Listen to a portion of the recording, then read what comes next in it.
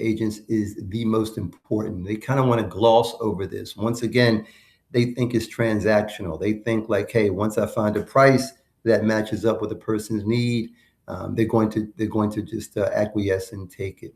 But what you have to do is spend a little bit of time here and understand exactly what the policy is going to do. Now, on the outset, it's obvious. It's the final expense policy. When I die, it will pay a benefit out to my family. And typically, it's going to be important because now family members don't have to come up with the money themselves.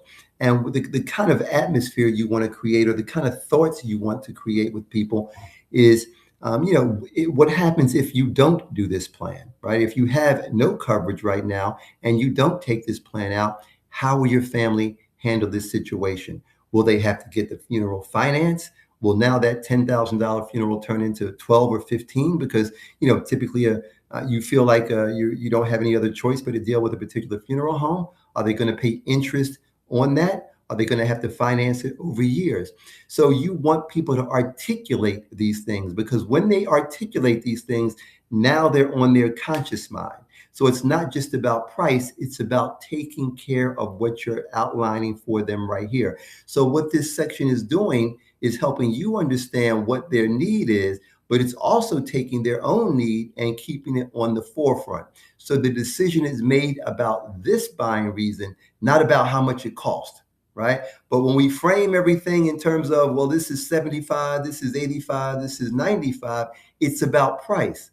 But if we frame it as the need, your family, what happens when you don't have this plan in place?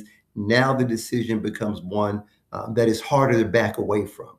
Right. It's easy to walk away because the price is too high, but it's harder to walk away and refuse the policy because now you're telling me that we've just talked about this. You're telling me you don't mind if your daughter, your son, your family has to go finance this funeral. You don't mind that it creates a hardship for them. So now you're kind of bringing in this whole dynamic of guilt that also plays on getting this sale done. One thing you have to remember about the people we're dealing with, they're 65, 70 plus years old, and they don't have this plan in place right now. Sometimes they've never had it. Sometimes they've had it and it lapsed. Sometimes they retired from a job and never thought it was necessary until now. But at this point, they don't have it. So for a lot of them, it's easy to keep kicking this can down the road. That's why the framework you put this in is very important. You don't want to make it about the price. You want to make it about not doing it and the repercussion of that. So understanding the buying reason, I always consider very important because when people don't move, this is what you lean back on to get them to move. So somebody tells me they're not ready to move forward. This is how